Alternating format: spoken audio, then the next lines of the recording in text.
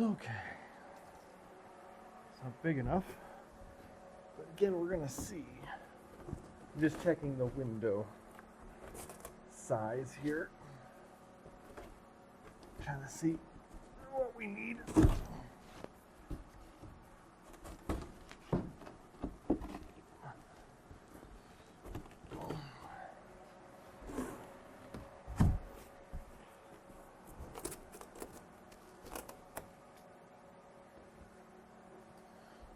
All right, well, I know what I'm going to do there. Anyway, not a lot's happened this week for me. It's been colder than I expected. I said last week was the coldest week of the year, and it just continued to be so. So it's harder to be in here. It's warmer now, but I have to have the heaters running for a couple hours before I come in here. On that note, though, my brother is going to be back in town on 2 weeks from now.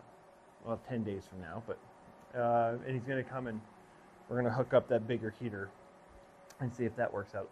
And at that point in time, I'm going to cover the window and a couple of the open spots to try to make it a little bit more insulated so it holds heat better. Because right now it doesn't hold heat at all. But other than that, I went to go and buy lumber for the work table, but unfortunately I couldn't get it in my truck, and their sizing saw was down. So I decided, instead of trying to force it, we'll wait until next weekend to do something with the workbench. But I'm going to potentially make a couple sawhorses and throw some plywood on top, and then just use that for a little while, because we're going to need something to build off of anyway. We do have that desk, but you can see at the moment that I just have shit everywhere. Speaking of which, I have some cool things to talk about. So the girlfriend, she's a farrier. For those of you that might not know what a farrier is, a farrier shoes horses. So she trims and shoes horses. She puts horseshoes on horses, and a good portion of that craft includes metalworking, because she can make her own horseshoes, and she went to school for that, and a portion of that schooling is blacksmithing, and so she's excited about the shop, but she's only excited about that part of the shop. So when we get the forge and anvil, and we're start doing part of the metalworking side of our crafts, and she's excited to have a place where she can keep all of her tools and stuff too, which is absolutely fine. So for Valentine's Day, she got me a gift, which is crazy that she got me this gift.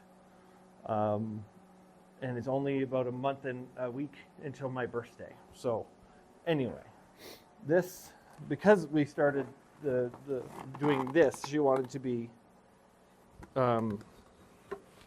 early, I guess. But she had me a hammer made, and it's by one of the rare people that in Canada that actually make blacksmithing tools or farrier tools. And I don't plan on being a farrier, but having all of the ability to do so to help her out with her business and whatnot would be awesome. But anyway, this thing is really awesome. It's 2¼ pounds. It's got a really long handle, and so I'm going to adjust it as I need. It's made by a gentleman named Chad Lawson. And he did a phenomenal job. I love this thing. It looks great. There's an extra handle that he sent with it, with an extra shim and wedge for it. So I like this handle better, but this is the one I'm going to practice with, which is really good. And it comes with some paperwork and some how-tos and what not to do and what to do and that kind of stuff. So I'm going to put this up on the wall. And then he gives some of these stickers to make sure that, like, you're being safe. So did you remember to turn off the gas? There's 2 of those. So, yeah. And then there's some Some cool little stickers. Don't be a fool. Tune up your tool, it says. A little suggestive. I'm just kidding. Anyway, so this hammer is actually really cool. And if you can see, like, he even has, like, his name here is stamped on it, which is perfect. And then the weight. But on the other side, he's got the Canadian flag on there. So that's pretty freaking cool. I'm very happy about that, which I've been focusing mainly on this side of the shop, trying to get things organized and done, because more work has to go into this side of the shop than that side of the shop. But now that I know about the excitement of that side of the shop, I'm actually going to put some more effort into finding a proper anvil and forge. I know a gentleman that made her forge. I don't know him actually. She knows him. That made her forge for her work truck. I'm going to see if he's got the ability to make one that I like and the one that I want. And then the only other problem is an anvil. Anvils are very expensive, and for me to find one that I like, it seems like I'm going to have to drive a couple of hours in some direction in order to pick one up. But we'll see. We'll see. Who knows? 1 week there'll just be stuff sitting over there, and then I'll be banging away on some hot metal. That's what we're hoping for anyway. So yeah, there's that. I'm very excited about this particular thing. It's like the smallest thing on the table and in the shop, but I'm very excited about it, which is great. I gotta make my bag, my indoor-outdoor bag. I'm gonna use this bag, I think. I was using this canvas bag here, but I'm like, hey, if I have a tool bag that I have to go indoor-outdoor with, I might as well just use one of these.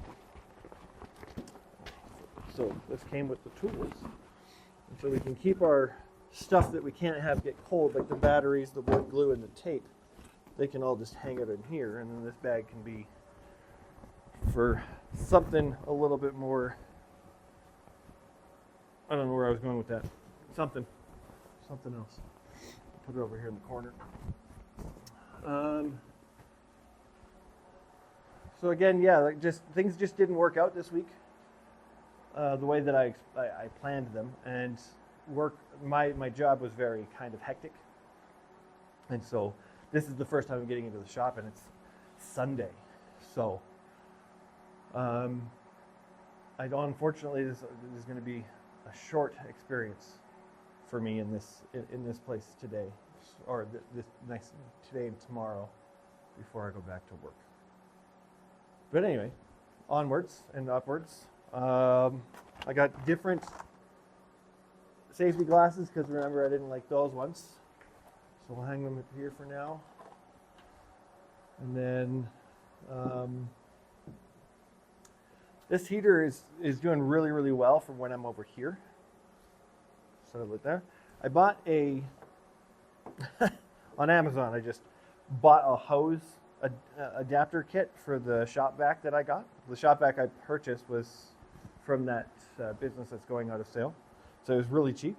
But it's only got a 2-inch hose, and it's got some bigger attachments.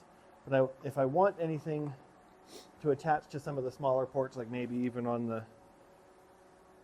the handsaw or the orbital sander, they all have ports for dust extraction. They came with where is it? It's somewhere around here. A bag. Oh, there it is. Just a dust bag. So I'll probably use that most of the time with them.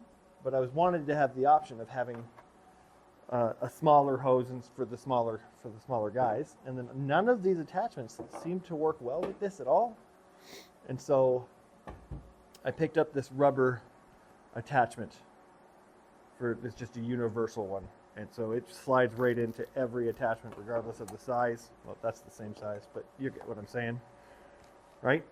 And so I bought that guy, which is great. I'm just going to get the smallest part of this off because it's too long to slide into there. But other than that, I'm just going to cut that off when I get to it. And that's about it. So this whole hose adapter set was almost completely useless, but I like the smaller hose, so which will be good. which would be very, very good. So we'll throw these up in here, out of the way. I got these lights that I want to put under the bench. Oh, sorry. There's just these bar lights, and I want to slide them under the bench here. I haven't gotten to that yet, but I did do the wiring, so they turn on. And they have multiple colors, but I think red is the better color. And so I'm just going to slide it under here. Right, so this bench has a nice little atmosphere to it. And then I'm going to put some lights up on the shelf up here. One of the things that we picked up while we were out this week as well is because we're going to have a little, because she's got a welder, but it's like put away always. And so I told her we would make a little spot out of the way in here for a little welding setup. And she's encouraging me to learn how to weld, which I think that would be fun. And so we picked up a welding helmet. It's an auto darkening welding helmet. It's basic stuff, but it's actually really cool. It's the Canadian flag in plaid, which I'm all about that. So we got that guy to look forward to as well.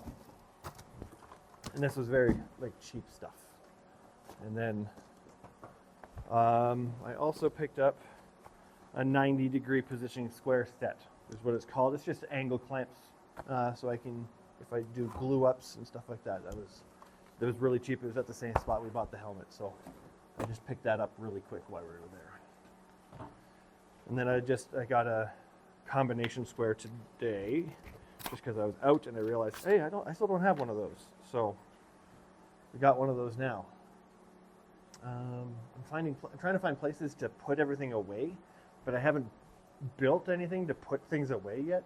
There's just random screws that have been left here by the previous person, and so I just keep hanging things on screws. And that's kind of where they're going to go anyway. So yeah, really enjoying the process of setting things up. I'm actually kind of getting into it. So, and then I plan on, I'm going to build a basic workbench. I think I want to do it 3x5 instead of 4x4. And there's not a big space in here, and so I want to potentially just do a 3x5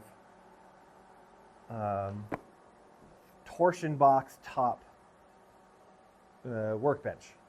And I know that torsion box is that's a step. Instead of just getting a piece of plywood and then slapping it and then working off of that would be the best first workbench, but I'm a little extra. So, and I like the idea of the torsion boxes and how they can just stay flat.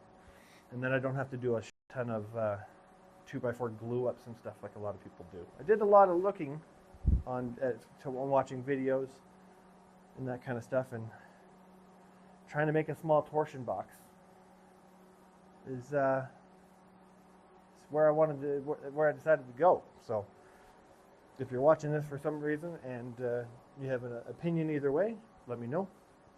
But that's where we're going to go. So anyway, so I want to run power to it basically. So I want it to just have its own plug, and I know how to run those. And so I'm just going to have this is a little cornered power bar, and we're going to just attach it. And then we're going to have a cord that runs across the shop. And so I had to buy a cord protector, just one of those non-trip, and then I bought the cord for that. The only thing I'm missing is the actual materials to start doing the project. So we're going to be working on that kind of stuff over the next couple of days.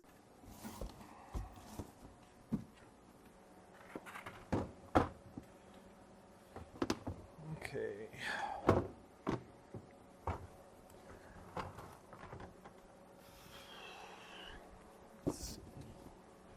Whoops. That was probably a loud bang. So, I'm going to take a look at those halogen lights that are here and see what I can do. see if this is the right bit. Come on.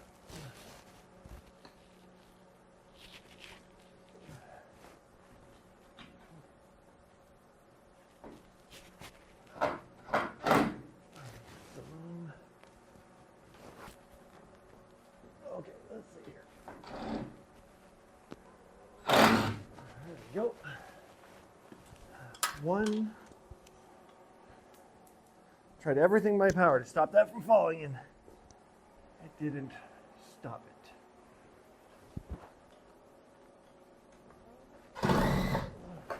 Beautiful.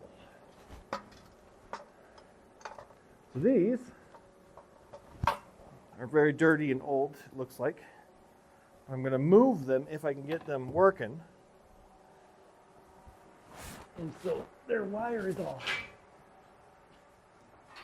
wrapped around the roof. I don't like. So we got that.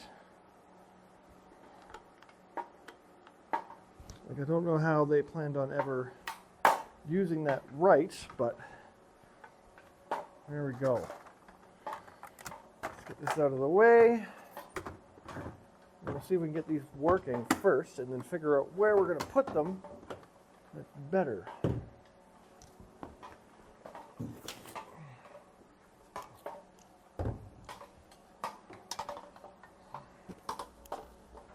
Okay.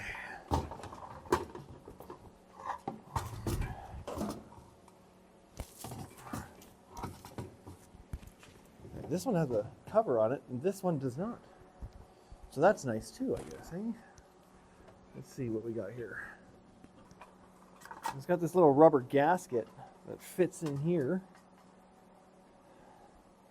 That just kind of fell out on me.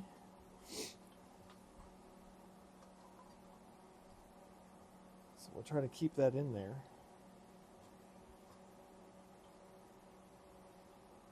Doesn't want to stay.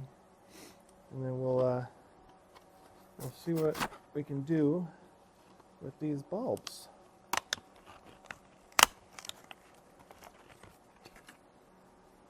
See if they're a different color too. If they're a different color, then we'll change both of the bulbs. We are unplugged.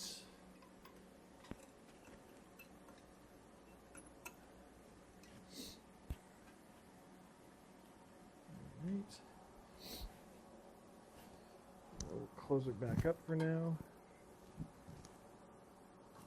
Come on, stay on there. I don't understand things like this. All right. Now we'll try this one as well. Don't want to blind you guys or me.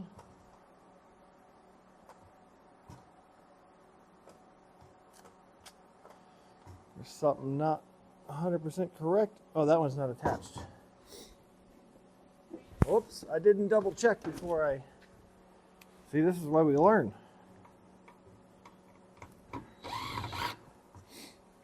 I just... Wrong one. Don't need to do that one. It's this one. I know my arm's covering everything, so I'll learn how to do this camera work stuff eventually. Eventually.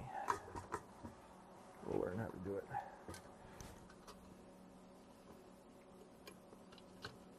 All right, so that's sitting in there. Oh, the rubber gasket again. I have half a mind to just not keep it in there. Like, I think it's meant for like potential waterproofing. I'm not worried about water getting in there at all.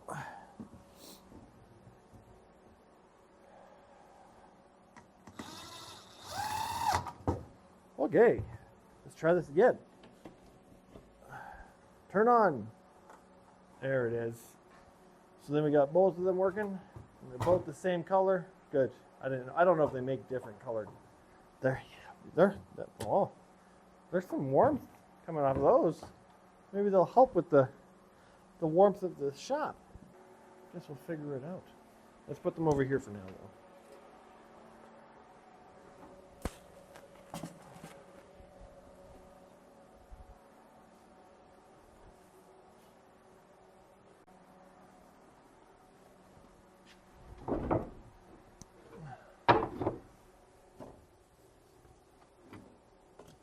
well, that's good.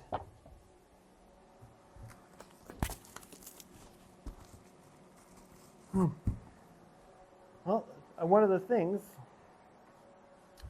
that I just noticed, I don't think you guys can see right now, but over where I'm going to keep my wood storage, there's already some wood, some lumber there, some wood there, and there's actually some brand new 2x4s there that we could probably use for the making of our first bench, so I don't have to buy those. Looks like there is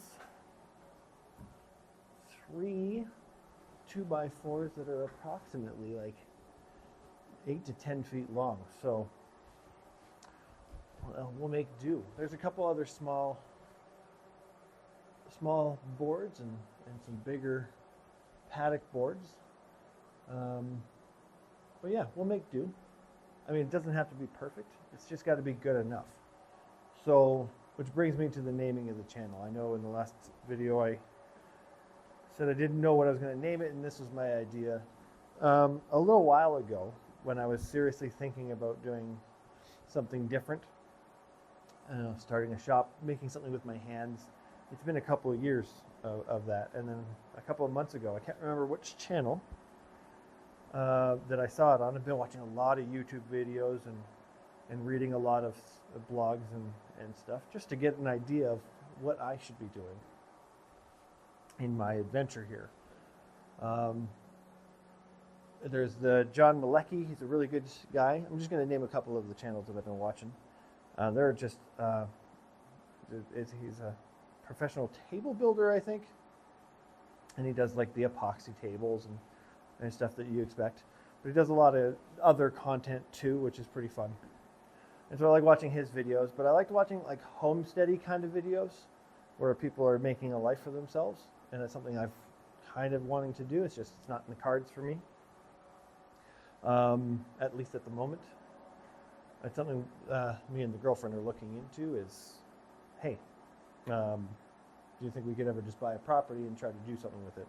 In Canada, that's kind of hard. In Alberta, it's the worst. But we'll see. We'll see what the future brings. But anyway, back to one of these channels. There's John Malecki, can't remember. And if I knew how to put things up, I'll point at it here. If I figure it out, how to put things up on his channel. And then there's also, I'm going to do this for every channel, just in case. If I don't make it, then it's hilarious, and you can make fun of me for it. But there's the John, and then there's Martin Doulard. He's in Italy, and he's Martin. He's been building stone houses. Well, he has to because of based off of where he lives, and he's just renovating stone cabins and the trials and tribulations of living in the Italian Alps. He lives up in the mountains, which is pretty cool. And so a lot of the stuff he does is really cool, and he seems like a really chill guy, and so I like him. And then there's Wild Homestead. I actually can't remember the name of the guy. I think it's James. I can't remember. Anyway, he's a weirder dude. I like him though. He's actually in, I think, Northern Ontario. He bought 40 acres in Northern Ontario, and he's building a homestead there. And I really enjoy watching these three in particular. There's Alex Steele for blacksmithing, if you guys like Alex Steele. If you like him, he's great for like blacksmithing and a lot of metalworking stuff. But those are my go-to channels at the moment. However, one of them, I can't remember which one, and it could have been some off channel too.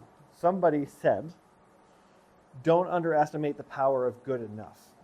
And that just really rang true with me. It's because for a good portion of my adult life, I've struggled with trying to be perfect at every endeavor I take. And so it stagnates me doing that endeavor. It's like I got into photography once, but I didn't do it perfectly at the beginning. So I'm like, I can't do this anymore. It was something that I struggled with. A lot of people attribute it to adult ADHD, which I was diagnosed with, but I don't like to use it as a thing. And then there's autistic tendencies that I struggle with as well. But those won't be part of of my reasonings behind not doing something. And so the good enough saying just really sprang true to me. And I said, why can't I just be good enough? I don't have to be perfect. And so that's what I'm going for here. So hence the name of the channel. It's not like I'm giving up on being good, or at least even well, and it's not like I'm not going to try to make something perfect first. But I'm going to try to understand that good enough still works. And so in my endeavor to make things with my hands and do things safely and properly, getting frustrated because it's not perfect probably seems like a step backwards in that mindset. So that's where that name comes from, and hopefully it sticks. Hopefully other people can understand that.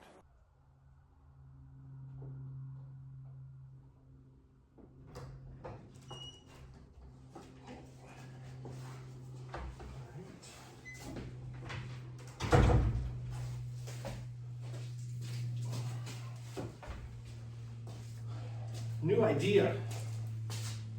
Not new, I guess. I'm sure it's been done probably thousands of times, but in the place that I live, I actually live on the property that I'm renting this place from. More about that in a second. But it's a horse stable, and so there's at any given time about 50 to 75 horses stabled here, and they're all privately owned and that kind of stuff. And one of the things that I like about this place is there's just like a lot of space to do stuff. And we live in a little apartment that's just on property here. And then the stable manager lives in the house, and I'm renting the garage from the stable manager, but at least for now. But anyway, one of the things that they have an abundance of is just broken pallets. And they usually pay to have somebody come and take care of them, get rid of them. And I figured, hey, why don't I try to get rid of some so it's not as an expense for them, and I can potentially make things. I have a couple of ideas actually that would be perfect. And so they have stacks and stacks of broken pallets.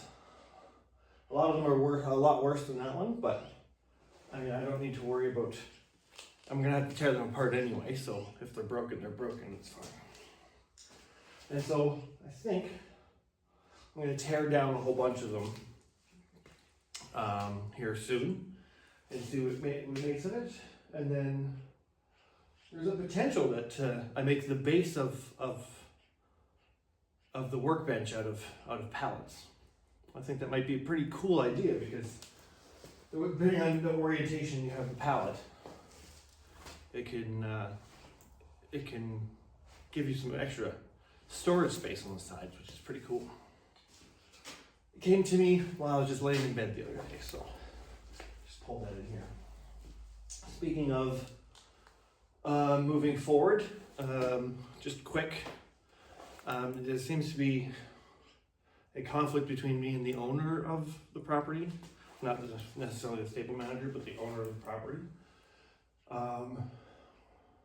Now that they see the amount of effort that I'm putting into this place, they feel that it's worth more than what we originally agreed upon. And so I don't know if I'm going to be sticking it out in this particular space. I'm not going to stop making the shop, but there's potential that I move to a different location. I don't want to. I'd love to see what this can turn into over the next year or so, but I'm not willing to let myself be taken advantage of.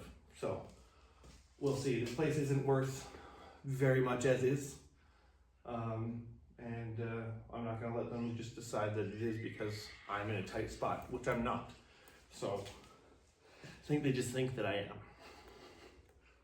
So let's see how it goes. I'm shivering because I never turned the heaters on. This was just supposed to be a quick little catch up for the ends. But yeah, we'll start on that right away. Potentially this week, provided on how my talks go for this week. If not, then you'll see me in a new place, hopefully within the next 2 weeks. So just keep your eyes open if you're watching, and hopefully we can just keep on in this place so I can keep going. I have lots of I have a vision of what this place could look like, and I'm pretty excited. Another thing is that they were hemming and hawing about me actually putting the proper heater in the garage, which I don't understand why that's a thing, but either way, it's significantly warmer now. It went from minus 25 to plus 5 degrees in the matter of 24 hours.